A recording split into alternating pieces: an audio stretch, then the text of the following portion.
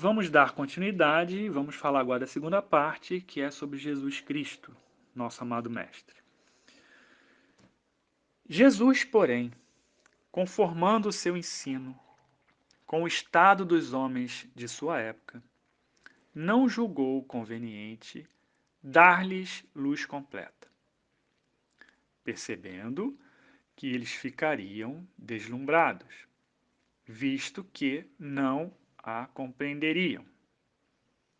Limitou-se a, de certo modo, apresentar a vida futura apenas como um princípio, como uma lei da natureza, a cuja ação ninguém pode fugir.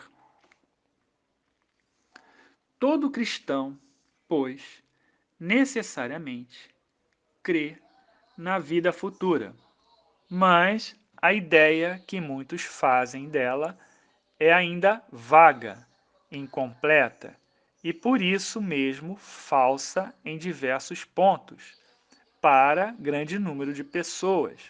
Não há a tal respeito mais do que uma crença balda de certeza, ou seja, fraca em certeza absoluta, donde as dúvidas e mesmo a incredulidade. Bom, vejamos. Jesus sabia que não tinha possibilidade de falar àquele povo, revelando muitas coisas que eles não tinham condições de assimilar. Eles não tinham condições de compreender os ensinamentos que Jesus veio trazer. Por isso, gente, os ensinamentos foram através de parábolas, através de conversas de Jesus com seus discípulos, tirando lições da vida do cotidiano.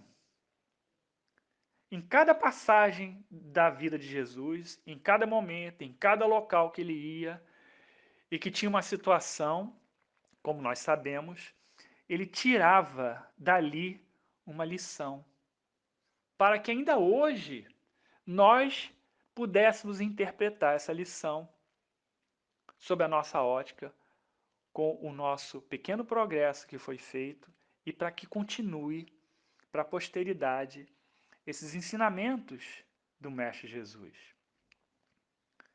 Então, repito, ele tirava essas lições, mostrando no cotidiano. E aí a gente costuma dizer que Jesus ele não fazia sermões. O único sermão que ele fez foi o Sermão do Monte. Todos os ensinamentos de Jesus eram através de uma passagem, através de um fato ocorrido na hora, como o apedrejamento da mulher adúltera e como tantos outros, como a parábola do bom samaritano, que ele extrai daí uma lição importantíssima. Então era assim que Jesus fazia para aquele povo. Mas ele trazia mostrando para aquele povo uma vida futura, imaterial, não aquela de Moisés, uma vida puramente espiritual.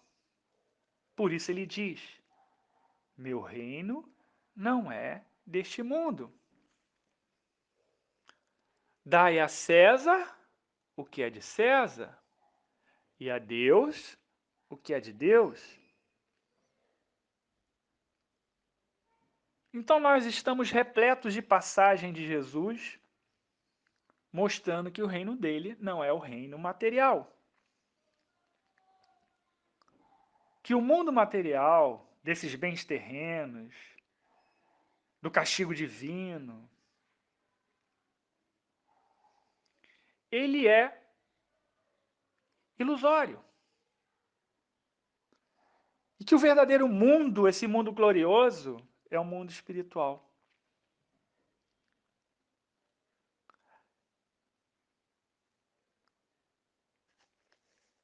Isso, para a época, vou repetir, é uma quebra de paradigma.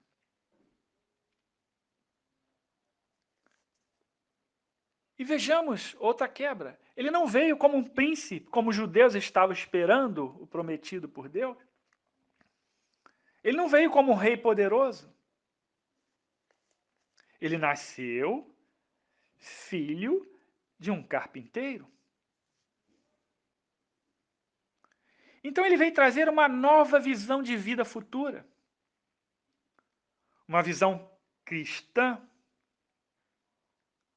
Por isso, a grande maioria das criaturas, à época, eram incrédulas.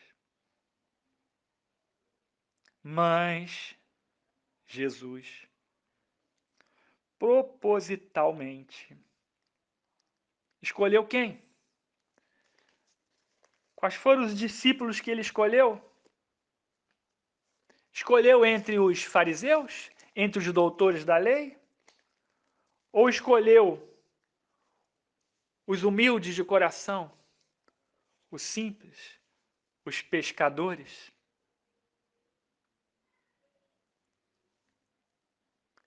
Jesus veio para os mais aflitos, para os que tinham vida dura, para os pobres, para os doentes, enfim, para os cansados de viver cegamente a vida material da época, que era muito dura, que era muito injusta. Tanto é que, quando os cristãos, vamos lembrar disso, quando os cristãos eram lançados aos leões, nas arenas, eles entravam cantando.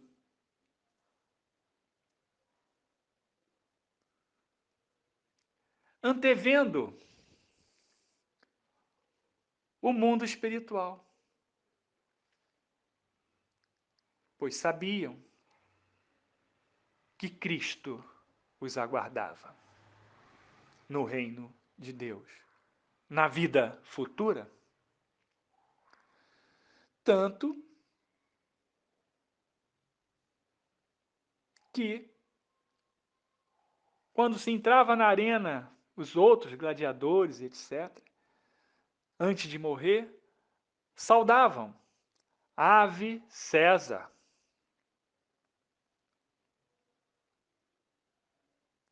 E os cristãos, meus irmãos? E os cristãos, como entravam? Cantando e bradando: Ave Cristo.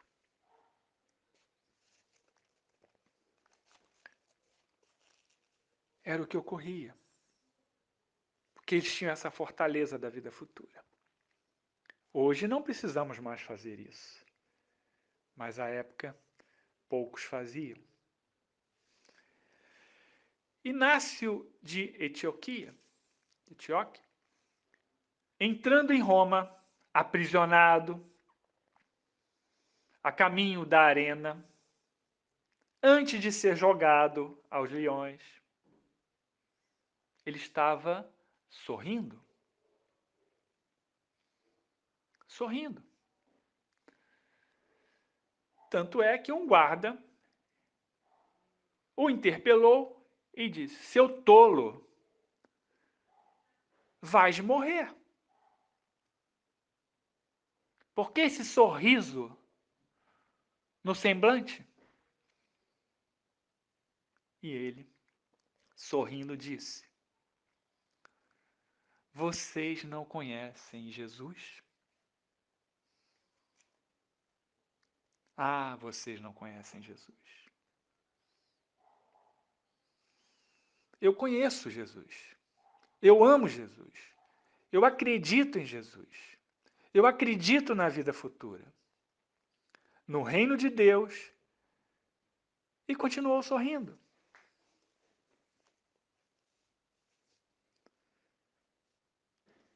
Jesus vem à vida vem nos mostrar que a vida, ela vence a morte. A vida espiritual inaugura, através de Jesus, uma nova era, um novo caminho, um novo tempo na humanidade, mostrando a continuidade da vida, mostrando que com Jesus a continuidade da vida não é uma mera possibilidade. A continuidade da vida é um fato.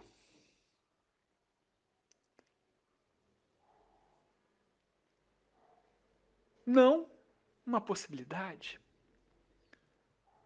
Não uma crença.